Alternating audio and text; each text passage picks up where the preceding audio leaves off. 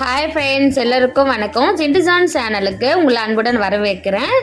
இன்று ஒரு ஸ்பெஷல், உடம்புக்கு நல்ல ஸ்ட்ரென்த்தான, எலும்புக்கு ஊட்டச்சத்து அளிக்கக்கூடிய உளுந்து உருண்டை தான் நம்ம செய்ய போகிறோம். அது எப்படி செய்யலான்னு பார்க்கலாம் வாங்க ஃப்ரெண்ட்ஸ்.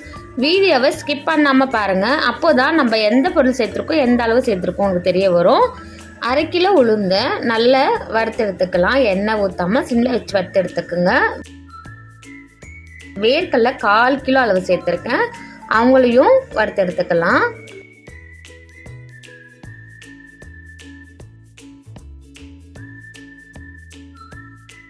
ஃப்ரெண்ட்ஸ், நம்ம வீடியோவில் புதுசாக யாராச்சும் வந்துருந்தீங்கன்னா சப்ஸ்கிரைப் பண்ணிக்கோங்க. அப்போ தான் நம்ம போடுற வீடியோஸ் உங்களுக்கு உடனுக்குடன் நோட்டிஃபிகேஷன் வரும். இப்போ 1/4 கிலோ அளவு உடைச்ச கலையும் வறுத்து எடுத்துக்கலாம். எல்லாத்தையும் ஒரு கிண்ணத்தில் சேர்த்துக்கலாம். வறுத்து எல்லாத்தையும் இப்போது 100 கிராம் அளவு கருப்பு எள்ளு எடுத்து வறுத்துக்கலாம்.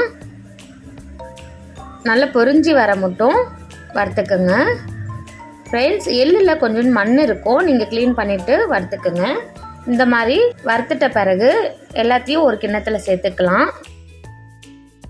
ஃப்ரெண்ட்ஸ், கோகோனட் நம்ம பொடியை கடையில் வாங்கியிருக்கோம். உங்களுக்கு கோகோனட் பிடிக்கலன்னா, அந்த பொடி பிடிக்கலன்னா கொப்பரை தேங்காய் கூட நீங்கள் துருவி சேர்த்து வறுத்து எடுத்துக்கலாம்.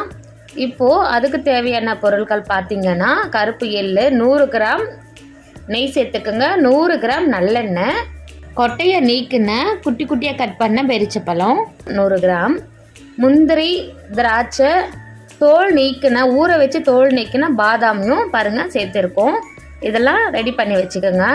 நம்ம வறுத்து எடுத்த எல்லாத்தையும் ஆற வச்சுக்கலாம் ஃபேன் காற்றுல. இப்போது ஒவ்வொருத்தையும் நம்ம தனித்தனியாக அரைச்சி எடுத்துக்க போகிறோம். பாருங்கள், வரிச்சக்கடலை, வேர்க்கடலை, உளுந்த எல்லாத்தையும் ஒன்றா சேர்த்து அரைச்சிருக்கோம். அந்த அளவுக்கு நைஸாக அரைக்காமல் குறப்பாக அரைச்சி எடுத்துக்கோங்க. அப்போ தான் சாப்பிட சொல்ல நல்லாயிருக்கும். இப்போ எள்ளை தனியாக அரைச்சி எடுத்துக்கலாம்.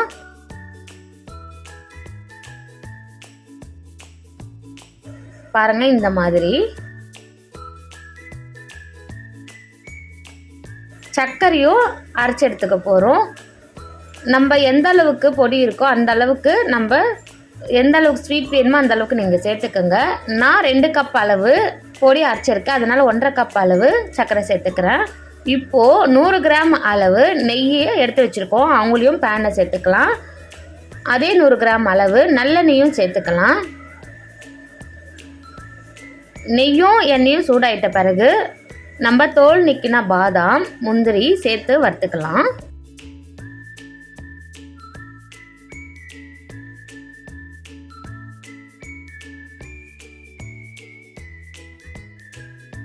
பாருங்கள், இந்த மாதிரி வறுத்துட்ட பிறகு எல்லாத்தையும் ஒன்றா மிக்ஸ் பண்ணிவிட்டு நம்ம உருண்டை தயாரிக்கலாம். அது கூடவே நம்ம திராட்சை வறுக்கலை, அப்படியே சேர்த்துருக்கோம்.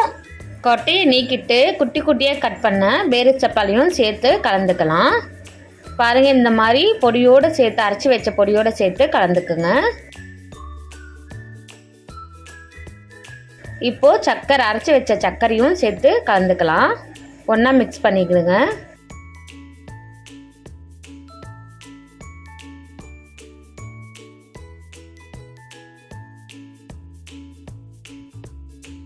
இப்போது நம்ம நெய், நல்லெண்ணெய், முந்திரி, தோல் நீக்கின பாதாம் எல்லாத்தையும் ஒன்றா சேர்த்து கலந்துக்கலாம். நம்ம அந்த எண்ணெயும் நெய்யும் கூட சேர்த்துக்கலாம். அப்போ தான் நம்மளுக்கு உருண்டை பிடிக்க வரும்.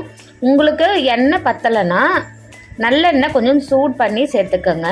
நெய் சேர்க்க வேண்டாம். நெய் அதிகமாக சேர்த்திங்கன்னா சாப்பிட சொல்ல திகட்டும், அதனால தான் சொன்னேன்.